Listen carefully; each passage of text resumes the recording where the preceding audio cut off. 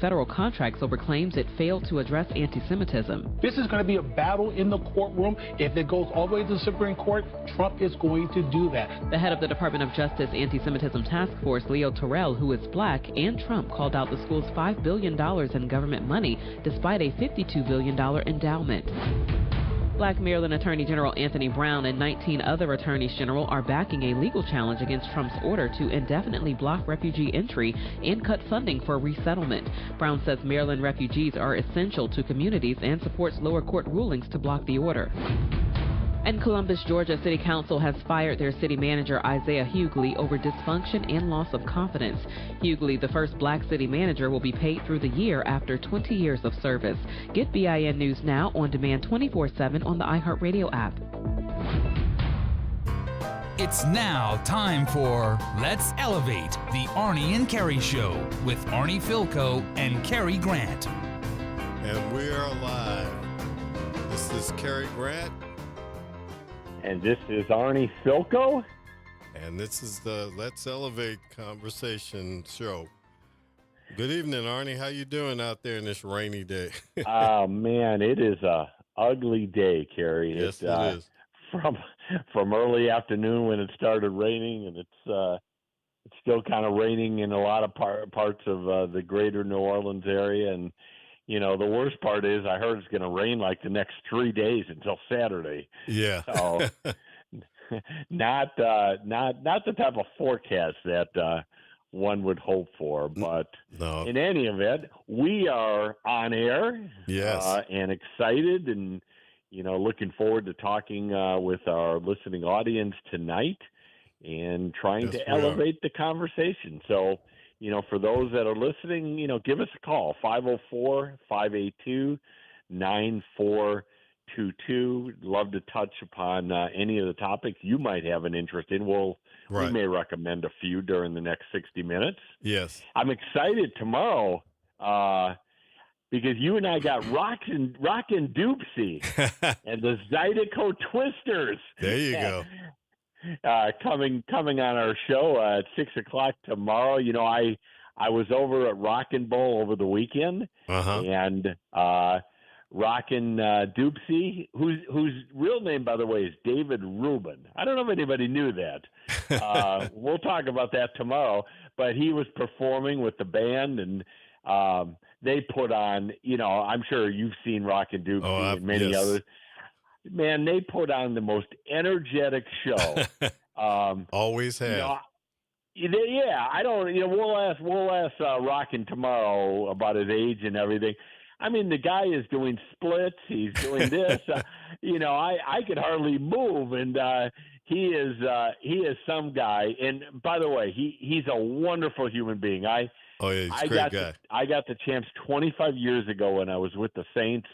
We got invited to bring some local people, local musicians to Fort Hood in Texas. Yeah. And Rockin' Doopsie came with us, and we got to know each other. And not only a great musician and performer, but just one of the really decent human beings. We're excited about tomorrow. It'll be fun to talk. That'll be great. Well, Arnie, I just wanted to say my ex-wife's family was from Karen Crow and Lafayette and all that, and we spent a lot of time listening to Zydeco and trying to dance Zydeco, and saw this guy a couple of times here, you know, at different events. And I mean, the energy he had then and the energy he has now. I don't know why they called James Brown the hardest working man in show business. This guy is the hardest working man in show business. It's unbelievable, honestly. It really Watching him, you're exhausted. Yeah, just watch it. And he loves it. They must have Saturday night at Rockin' Bowl. You know, usually there's an intermission and they take a half-hour break. I mean, we at least for 2 hours straight, maybe 2.5 hours. He just kept going and going and going. And, you know, he's got family members that are in the band. One of the family is, I believe, a music director over at Carver High School. Oh, okay. Saw him. Okay. And, you know, he's got I believe it's his brother, Dwayne. You know, Dwayne Doopsie has his own band. Yeah. And so, you know, great family, terrific music. And I don't know, but when I moved here, I never heard of Zydeco, and I love Zydeco. I think it's one of the coolest genres of music there is. Oh yeah, you can see the influences of a lot of other musics that come from those kinds of musics that are indigenous to people. I mean, you can see rock and roll, you can see the blues, you can see all of those things come out of this grassroots music, and it definitely, if it doesn't get you on your feet, then you're practically dead. All right, so all of our Cajun friends tonight, yes, from Karen Crow and Lafayette and cities beyond. Right. This is your night. You call us and tell us about Cajun culture and Zydeco music and Rockin' Doopsie and his family if you want, and we would love that. But tomorrow night we'll have that'll be Mr. great. Ruben joining us at 6:00. That'll be great. That'll be great. I'm looking forward to it. That'll be really wonderful. Cary, I just want to say one thing. We did touch upon this last week, but and I really am sorry because I did not know about the memorial service over the Memorial Day weekend, but they did a service for Jay Batt, and our friend Clancy Dubose wrote a really beautiful tribute to Councilman Batt today in the newspaper, and the title is called "Wildly Irreverent but Never Mean." Jay Batt got things done his way, and that's a perfect description of Jay. Yeah, and I went back, Cary, and looked at 2006 election. I don't know, I just was intrigued by it, and Jay ran for re-election in District A. And he was one of about 4 different Republicans. Yeah. But he won the first round with 40-some%. I mean, versus 28% against the top Democrat, which is Shelley Medora. Yeah. And then in the runoff, Shelley won that race by 900 votes. And what I thought was just intriguing. I mean, I was in that race as well in 2006 for at large. Yeah. I mean, it was an interesting campaign cycle because you had voters all over the country. Right. Yeah. It was like almost a national campaign. Very challenging. What was really interesting about it is you had all of these Republicans, and Jay had a 12,000 vote lead coming out of the first round. You would have thought that all of the Republicans would have, supported him and he would have won easily, but he didn't. And it's kind of a fascinating election result, how that election actually turned out. Yeah. And, congrats to Councilmember Medora at the time. I served with her. She won that race. And, that's District A is always an interesting. Always. And that race this year will be interesting again. So, it is. Yes. It is. Well, it used to go between Democrats and Republicans. They used to kind of flip now the 2 front runners are for this coming election are both Democrats. And by the way, they're both interesting candidates because they both worked for Councilmember Jerusalem. Right. I thought about that. Yeah, I don't understand that, but that should make it even more interesting. Yeah, we have some really interesting races. I got to tell you, I had heard this rumor, but I kind of got it confirmed today that it looks like in District D, you're going to have incumbent Eugene Green running against State Senator Joe Bowie. Yeah. 2 well-known candidates in New Orleans. Right. That's going to be a fascinating race. District A, as we just talked about, I think is, a bit of a toss-up. It's going to be very interesting to watch, absolutely. The 2 young ladies battle that out.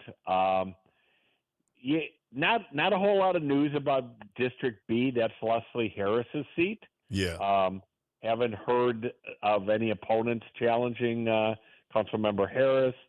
Same thing in District C. And again, you've heard a little bit more on the grapevine, but Freddie King is the council member there. I haven't heard a lot about District C race.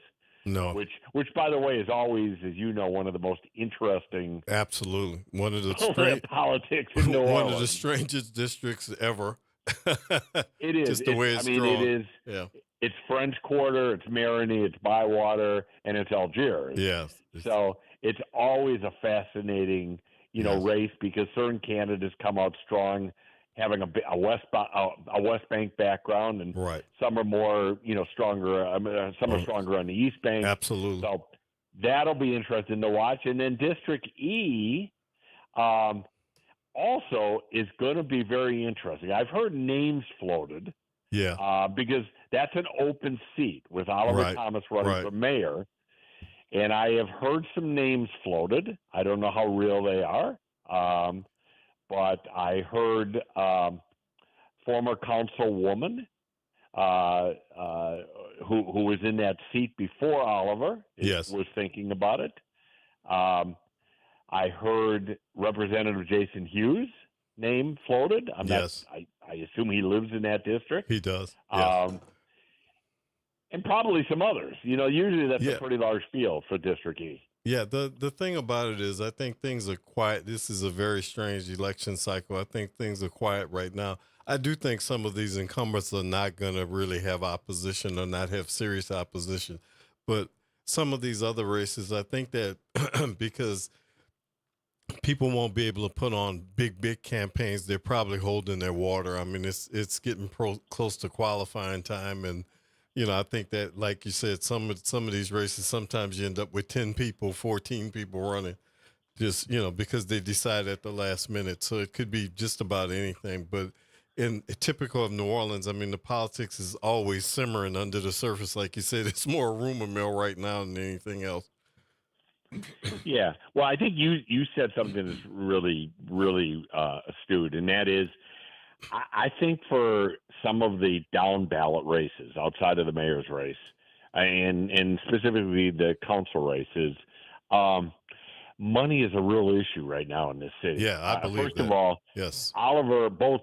I mean, Councilmember Moreno has done an incredible job raising money. I mean, I don't have a recent finance report, but I mean, she was very, very, successful in fundraising. And I saw some numbers from Oliver a week ago. They're pretty strong. Yeah, I mean, they're not. I mean, they don't. They're far short of where Moreno is, but it wasn't like he had 80,000 in the bank. No, I agree. I agree.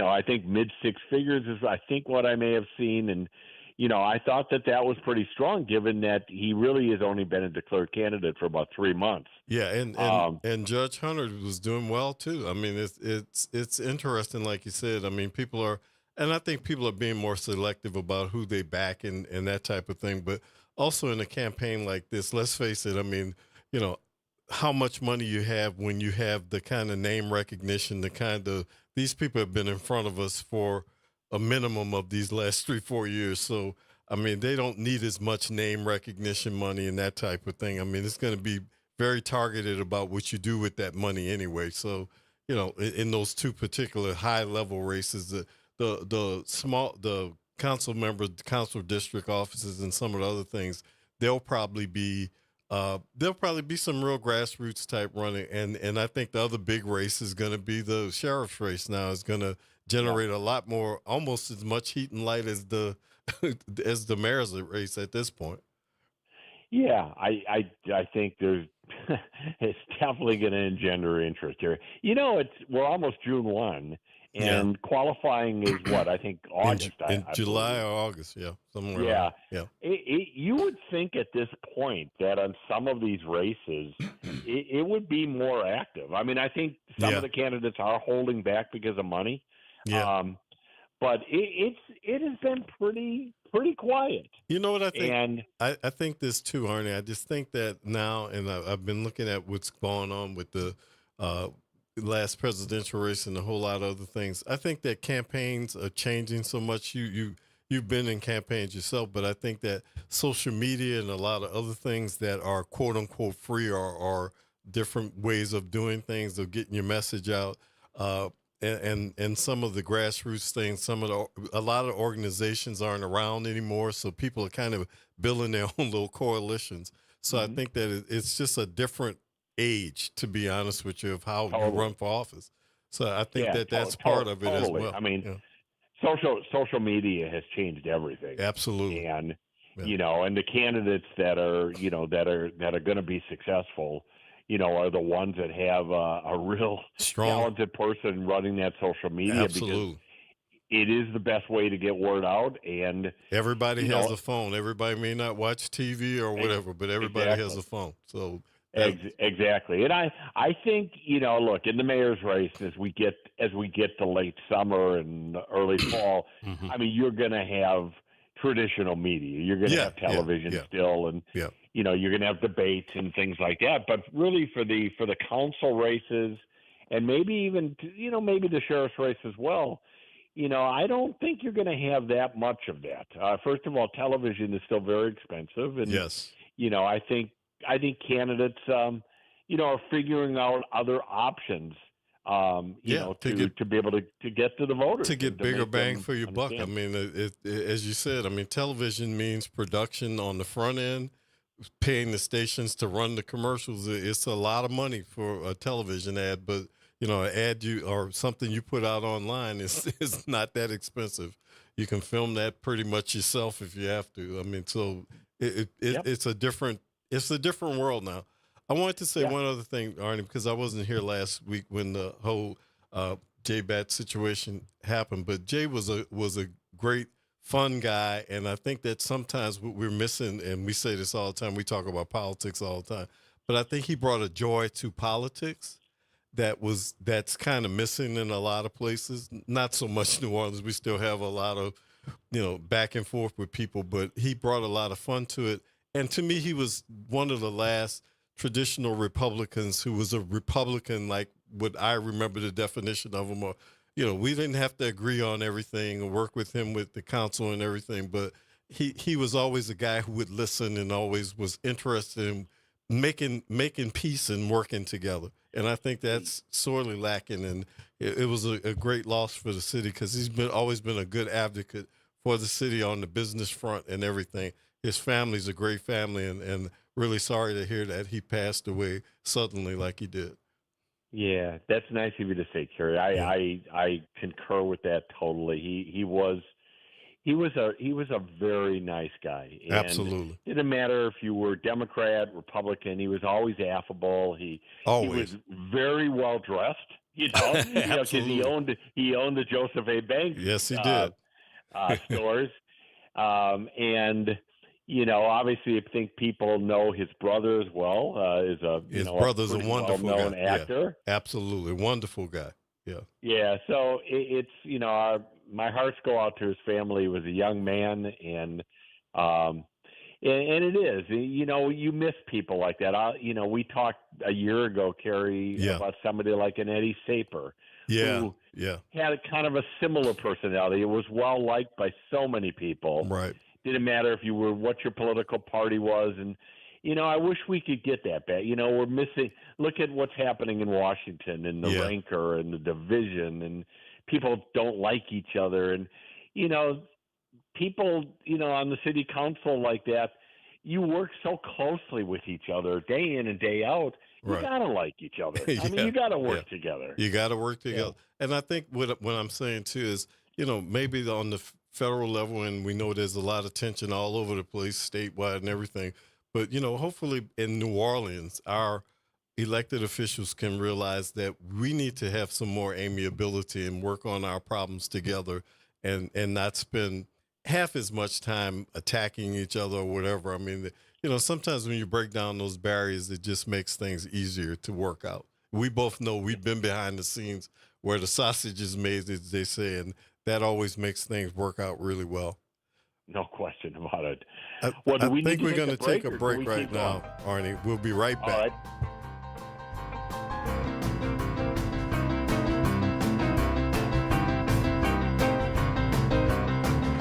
Get in on the conversation at 504-582-9422.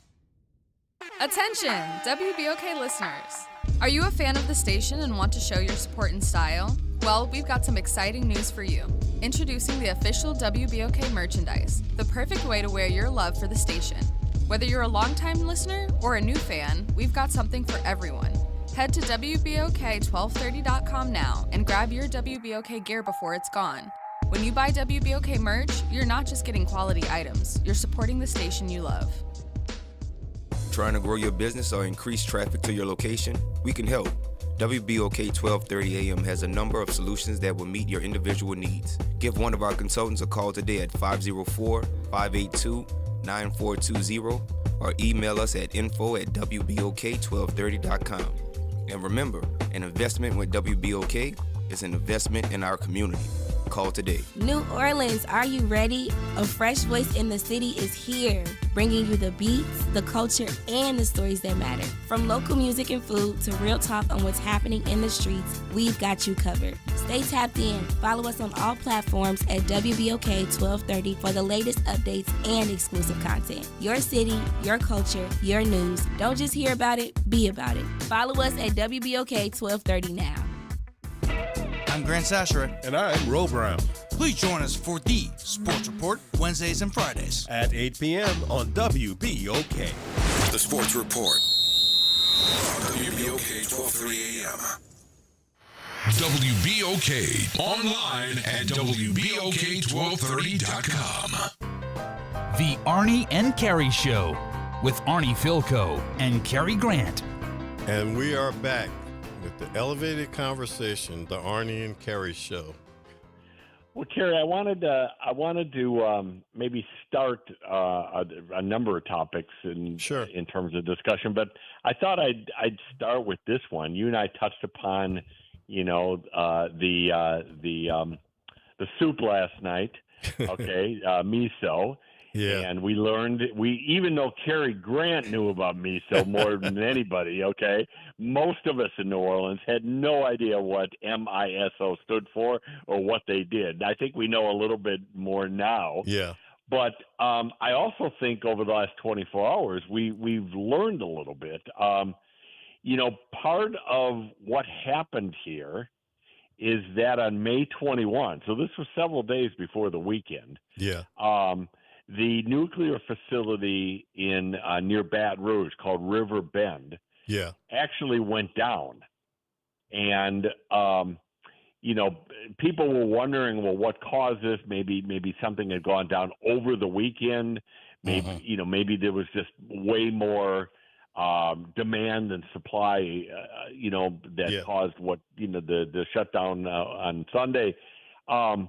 But I guess what people are really focusing on right now is that this River Bend nuclear plant, because it lost its capacity, really was a major reason for what happened on Sunday. The problem is that people are now asking questions is if, MISO and also I guess you have to ask about energy and CLECO and everybody else, if they knew that you had a major distribution or supply center that was out several days before the holiday weekend, why didn't they compensate for it? Why didn't they figure it out so that you did not have an overload that they had to shut down the system?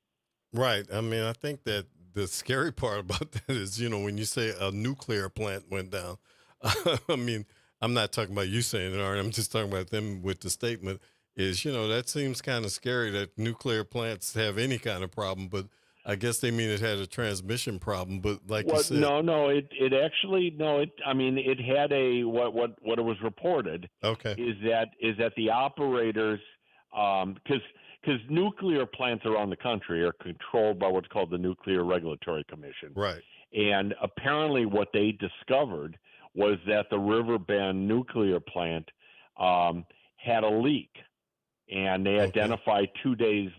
2 days later that it was a result of a faulty valve in the reactor's cooling system. Now you read that and you think, "Oh my God, there's a meltdown!" Right. This is Chernobyl all over again. That's what I mean. Yes, I don't think it's that. I think these things happen, and the reason the commission exists is you have people that are watching it day in and day out. Well, you hope so with this administration, yes.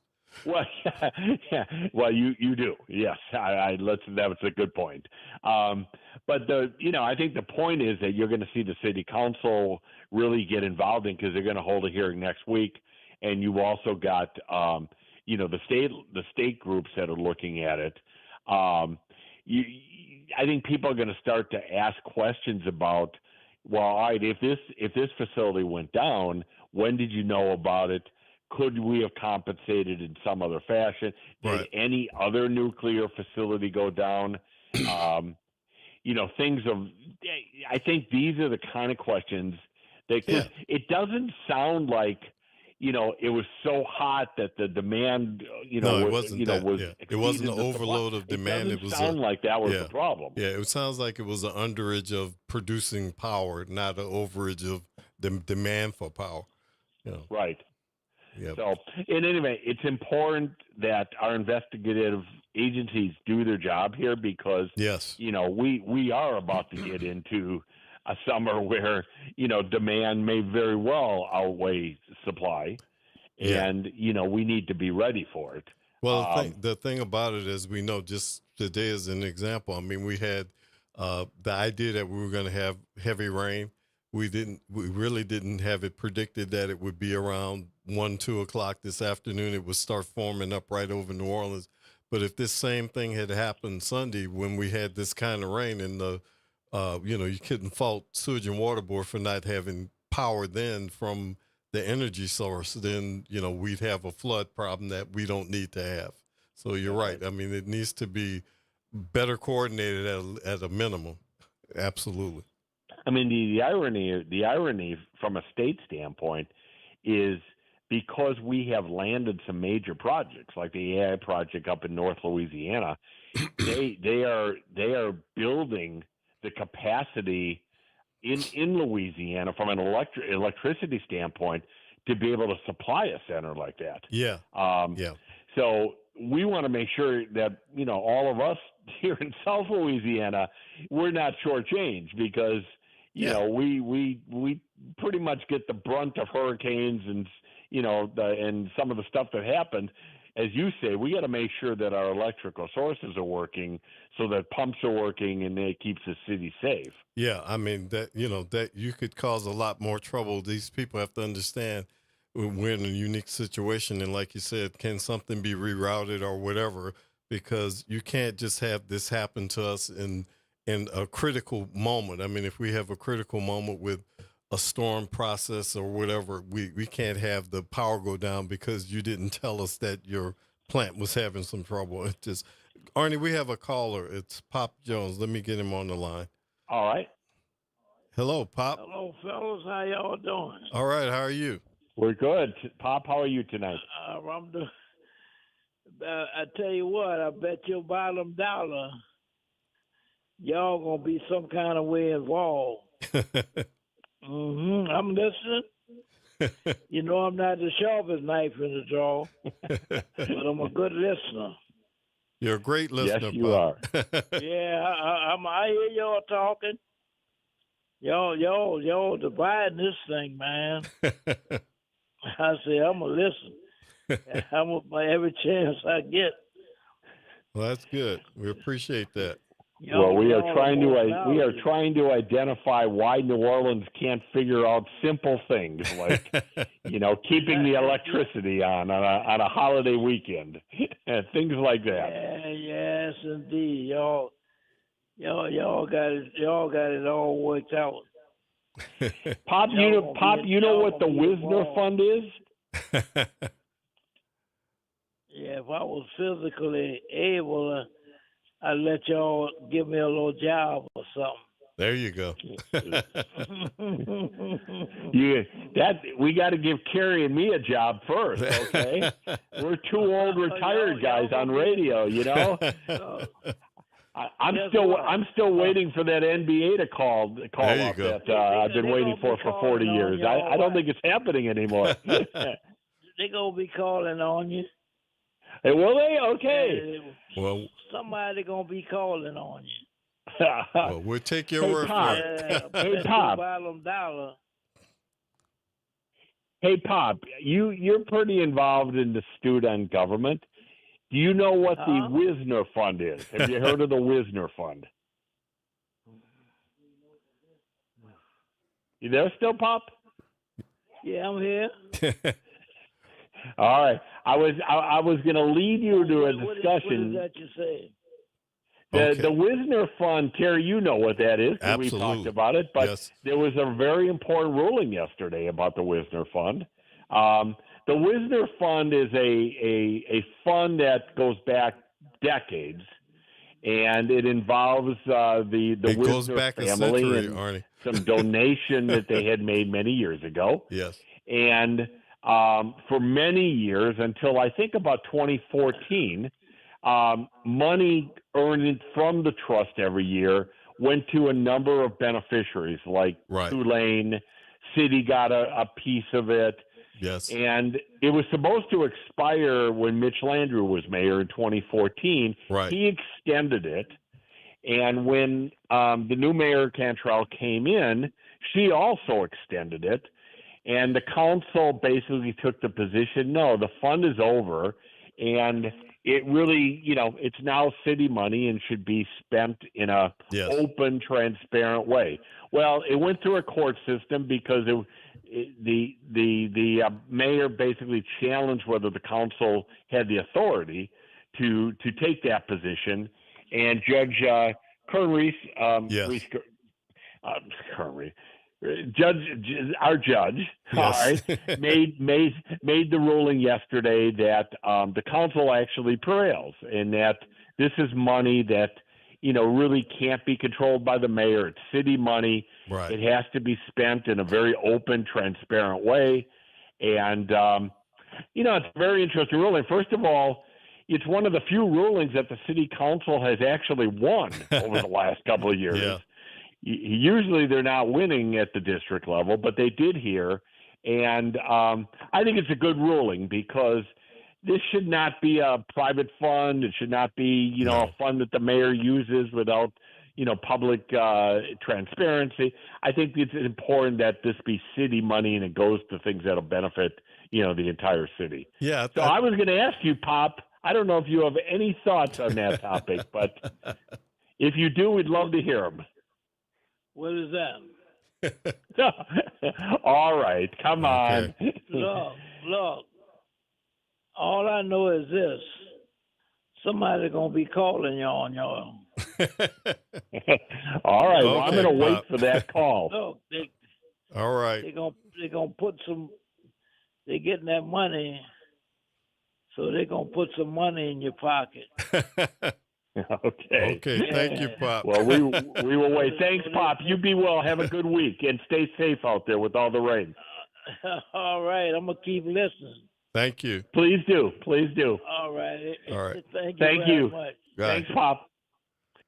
You have any thoughts on the Wisner thing? I mean, it's been a bone of contention for many years. Oh, in the absolutely, city. absolutely. First off, I want to say I think Judge Reese did a great job. The ruling, basically, he went back to Law 101. I'm not a lawyer, you are, Arnie, but it was the trust was over. You can't extend the trust because you feel like it.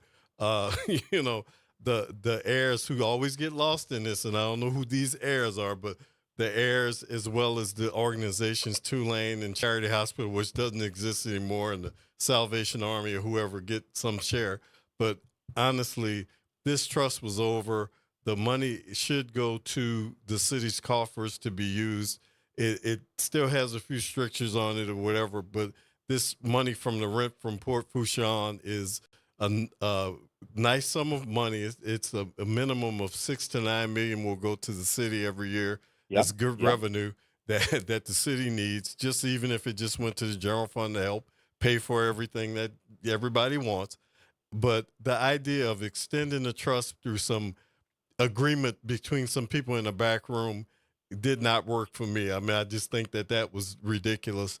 And the idea of how Judge Reese ruled on it, that basically said all those things were null and void. This has to be honored the way that it was set up. It was set up 114 years ago or whatever, 111 years ago, and it's over. It's just over. It's not that way anymore, and it reverts to the city of New Orleans for use, and that's what it should be. It was a 1914 trust, right? And the institutions that were the beneficiaries, the Salvation Army, Tulane University, LSU, and others. Yeah. But I think the biggest thing I remember. I remember this trust from years ago when I was on council, and I actually had one meeting, I will say, with the mayor on this, and I think there was a feeling that this was kind of like the mayor's fund, and it I get what you're saying. Yes, I mean, it should not, and I'm not talking necessarily about Mayor Cantrell. I mean, I think I get what you're saying. It was whoever was the mayor. It was always felt that they. Yeah, it was always seen as the funds, the portion that was for city use, could be distributed by the mayor through some arbitrary, dealings about what they thought was fit under the guidelines of the trust. You're right. And lots of people would come and make requests of the trust, and that, the trust being the mayor's office or whatever, to get a grant from the trust or get some funds from the trust. And you're right. I mean, that was kind of a tradition almost, but I think that shouldn't be the case either at this point. Yeah. So the good thing is now, given this ruling, is that when the money is distributed now, it'll be done in a very public way. It'll be done in a transparent way. And, everybody should have equal access to it. And, the criteria should be, what was the original intent of the donors? Okay. Yes. And are we distributing money in honor of that intent and for the benefit of the city of New Orleans? I mean, it's hard to argue against that. I mean, that's just good government and transparency, in my opinion. Yeah. And I thought that Councilmember Geruso made a great point about, we also need to have this be managed by, and I wouldn't even care if it was some company that was managed, that was a financial management company, one of the banks locally or whatever, to make sure that everything's being, like you said, very transparently done. And also if there's any investment opportunity or anything that could help make it grow, or, there's something from the rental side that we're not getting the proper amount of rent, somebody who really knows what they're doing to make sure it's to the benefit of the city, but also that everything's on the up and up and everything's really doing what it should be doing. I mean, Port Fourchon is a $5 billion business down there. So, I mean, it's definitely, going to be there forever. It's a huge oil port and everything. And it definitely generates money that can be put to good use here in the city, but I think it needs to be watched and like you said, and very, very openly handled. And I think that's what the public wants. Yes. Well, I thought that was a good piece of news. And another good piece of news, Cary, that we just alluded to last night. We didn't have time to talk about it, but New Orleans East was designated as a cultural district by the city council. And that's very interesting because it basically is going to kind of create some sense of independence. Yeah. It's a city within a city, obviously, but it also will free up different grants that could be issued. Yeah. For example, from the Louisiana Office of Cultural Development. Right. It could be money could be available for beautification projects, branding and marketing for area businesses. So I think that's a real positive as we go into the future here. The areas, I'm looking at the map here, it's bound by Dwyer Boulevard, Mail Road, Michoud Boulevard, and Interstate 10. Very interesting. And, I hope that our council, our District E representative, our at-larges, our mayor, can find ways to bring really good projects to the East. And, now that it's been designated as a cultural district, some things that will make the East even more attractive and cleaner and more beautiful and bring out the history and the culture of the community. Yeah. I mean, anything that helps a corridor to become more viable helps economic development, and it helps true economic development because people don't realize sometimes all a person wants to see if they're thinking about buying a piece of land or opening a storefront that's already out there is that it looks good around where that storefront is, that some of the easy basic things, the taking care of an area, just make people realize that this can be viable, and that's going to be very helpful. No question about it. And there are some tremendous assets out there. Absolutely. Yes. I've spent a decent amount of time at Joe Brown Park. I mean, for people that don't live in the East, that don't know Joe Brown Park, it's beautiful. Yeah. I mean, it's, yes. We're fortunate. We've got Audubon, Park. We've got City Park. Joe Brown Park is just a gorgeous facility, and so many different recreational things that are there that, it's almost a shame because I think it's kind of a hidden gem, of our community. Yeah, there's lots of things that get lost in the shuffle, kind of, with all the things that are going on in the city. But I think sometimes when they have events out there, I think that, like you said, Arnie, sometimes I hear people say Joe Brown Park, almost what is that, or they think that it's very small, and it's like it's not. It's a full size. Oh, it's facility. huge. Yeah. Yeah.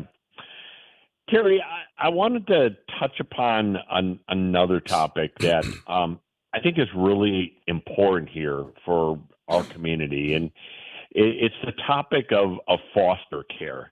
Mm-hmm. Given what's happening in Washington, I mean, I have to say that the safety net on a lot of these programs is being pulled away from us. Absolutely. And we have in Louisiana a very significant, population of foster children, that have come through the system. And every year, I mean, we have a significant number of 18-year-olds that age out of that system and unfortunately are kind of on their own. Yeah. And, people have talked about this and looked at best practices and what other states are doing. And I, for one, think that this needs to be some focus of attention here by our legislature. Again, there's not a magic age, 18 versus 21 or 24. I mean, kids mature and grow at different areas. But basically in Louisiana, when you're 18, you're kind of put out on your own. And if you haven't had a supportive foster care system up until that age, I mean, you're kind of lost in a lot of ways in terms of future employment, in terms of mental health issues. And, maybe it's because I have two we don't have foster kids, but I have two adopted daughters, and I can see them because they've aged out beyond 18 now. They at least have a family nuclear unit, that supports. But a lot of these kids don't, Cary, and they get into criminal problems. There's a fair amount of kids that get into the sex business because of this. I mean, there's a lot of bad things that occur. And, I read some of the literature, and it seemed to me that at the very least, we should be increasing the age to 21 and continue to provide educational services and mental health services and other things. Because, again, these 18-year-olds who already have had a very difficult life going in and out of different foster homes, here they are at 18, and while we celebrate kids graduating from high school and turning 18, the reality is these kids are alone at that point, and I think that's a real shame. Yeah, I think that what you said first, and this is part and parcel of all of these issues about harming the safety net in the state and in the country, is that we're going to lose a lot of people through the cracks, and those people won't have any alternative but to turn to bad things. So, we're almost trying as excuse me, as a state or as a country to create more problems than we need. And like you said, our legislature is wasting a lot of time on some legislation that's not worth being processed right now, and not doing the things that we really need. And these things are being lost and missed because we're wasting our time on gun legislation and a lot of other things. Yeah, I mean, I want us as a state, I mean, to really care about people. Again, I don't think you have to be a Democrat or a Republican. We as a state found some extra money a couple weeks ago when the revenue estimating conference, met. They've got more money both for this budget and for the one next year. Yeah. And, we're doing some good things. Teacher pay raises are good. We're restoring early childhood funding to some degree. All of that's good. but you have some of these population areas that really fall through the cracks. And I don't know, it just hits my heart because of all the kids, I mean, foster kids have gone through a difficult situation. Yeah. We're gonna take a short break and we'll be right back.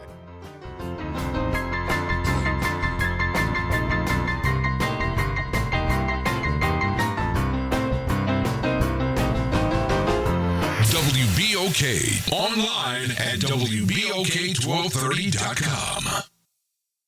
Hey everybody, it's Graylin Bryant Banks. And Kimber White Dupree. From the front porch, y'all. You know how we do every Monday. It's Moving Monday. And Tuesday, it's Trivia Tuesday. And y'all know we have nothing but bad cheering coming through here on Wednesday. But stick with us. On Thursday, we travel. That's right. And Friday's Free Your Mind Friday, so get your brass up. Something on your mind? Want to get it off your chest? Holla at your people. WBOK 1230 AM, the station you listen to all day long. Norman Robinson is back. Can you hear me now? And he's taking no prisoners. Can you hear me now? Each weekday, Norman Robinson brings you commentary with Off the Top. The incident was shocking, disturbing, disgusting, disappointing, and sad. Each weekday, Off the Top with Norman Robinson is heard exclusively right here.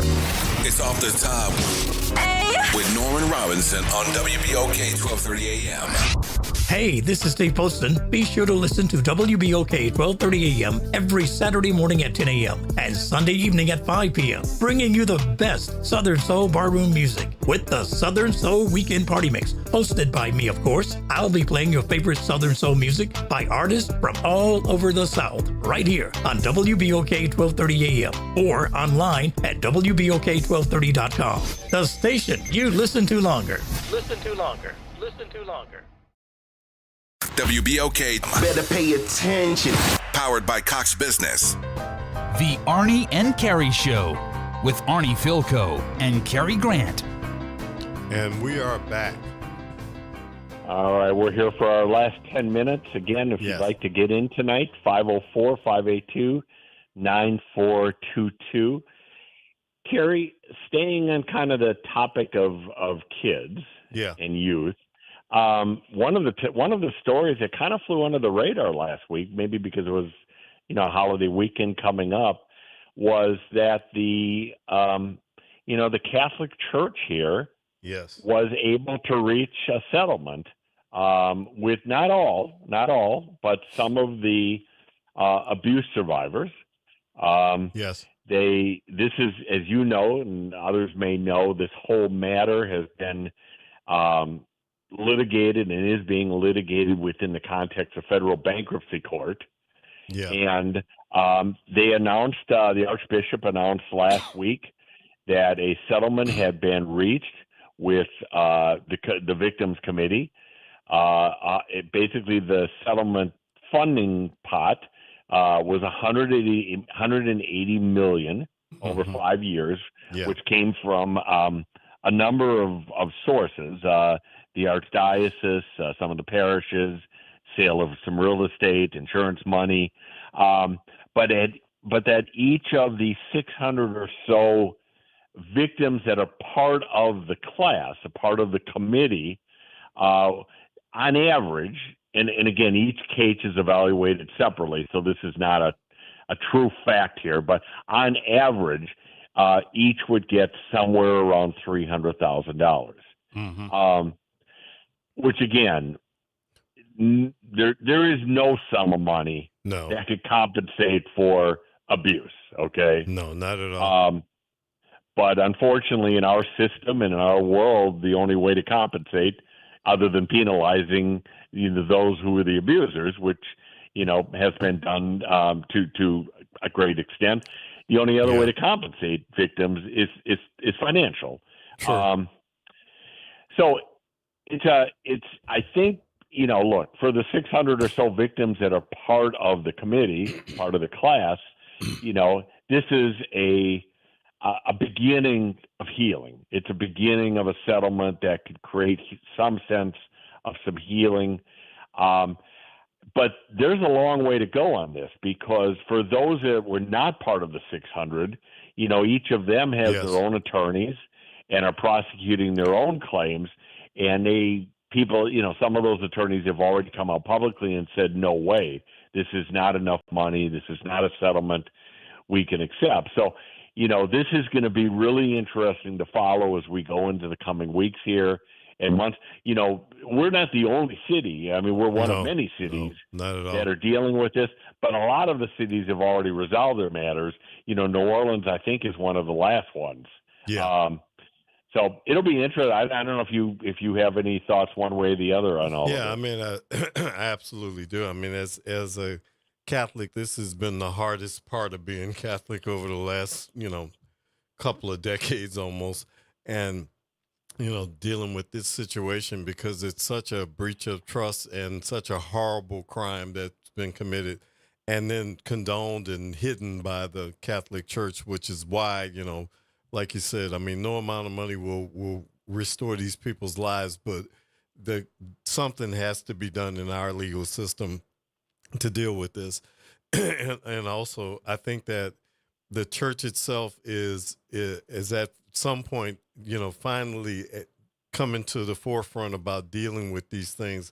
There's too many years of sweeping this under the rug and all of that. So it's unfortunate people will still be fighting for a long time. I think this is one of the issues that the last pope and this current pope, I think they're on the same page about get this resolved. We're not doing this anymore. I mean, whatever we can do to remedy things, we're going to do them. And I think that's good. But I think we have a really bad situation, and it's going to drag out for a long time. I really hope that the Archdiocese can come to some conclusion with all of the victims that have come forward. And unfortunately, even with this, Arnie, there's still some people who will never come forward and who never got their day to say anything or to be recognized. And that's unfortunate. But, this is a step in the right direction. And all we can say is just keep stepping in the right direction. Yeah, and I would hope. I mean, look, other cases have settled. One of the prominent cases was in Maryland, and I said our pot here is $180 million. In that case, it was $323 million. Yeah. So I'm sure some of the attorneys that are opposed to the settlement, are citing settlements like that to say, it's just not enough. It's not enough money that's been put into this. Yeah. But what I really would hope, Cary, is that those that are supportive of the settlement and those that may feel it's not enough, I really hope they could figure out some way to get together and reach some kind of compromise, because you talk about this all the time. I mean, the group that's benefited more than anybody over the years here are the lawyers. Absolutely. Right? In this particular case in New Orleans, I mean, the legal fees as of now are up to $45 million. Yeah. And that's a huge amount of money. And Arnie, you don't want somebody, like you said, I mean, I can't even imagine some of the things. We talk about horrible things that happen to people all the time, but I can't imagine some of the grief and the anguish and the things that people have gone through and have ruined their lives. That, the next thing is I got to listen to my lawyer talk about we can get a little bit more out of this or something like that. I mean, I don't know if that services those people either. Maybe some of those people are driving that train themselves, but, it's probably everything across the board is happening with those cases. And you're right. I mean, I don't want to see it just be, all the lawyers who are involved in this are making a killing on it while you're suffering and your life is in shambles. And you're waiting for some payoff that happens, because that as I say all the time on the show, not to attack the legal system, but that is what usually happens in long drawn out protracted cases. Is the only people who come out ahead financially are the lawyers. Yeah, and this is the kind of case that again, you go through the legal system, and money is a way to compensate people for the wrongdoing, but I mean, this is so personal and so deep for so many people. I mean, the reality is you've been a victim of this. I mean, you're never going to forget this. It's going to affect their entire life. And, and so I would like to see this get resolved. I have no doubt that the Archdiocese would like to see this be done. Yeah. You're right. I think, I think Pope Francis and also, our new Pope, have spoken very publicly about this, that, what happened in the Catholic Church is wrong, very wrong. And it needs to be resolved and rectified, for the benefit of those that, were victims of this. Well, Arnie, we're done for tonight, and we're going to be back tomorrow, like you said, with the great Rockin' Doopsie, and that should kick off the show for the next few weeks. Absolutely. It'll be a lot of fun. Tune in tomorrow night, 6 o'clock. Rockin' will be with us, and we will elevate the conversation of New Orleans. Good night, everyone, and stay safe out there. Good night, everybody. Have a great night.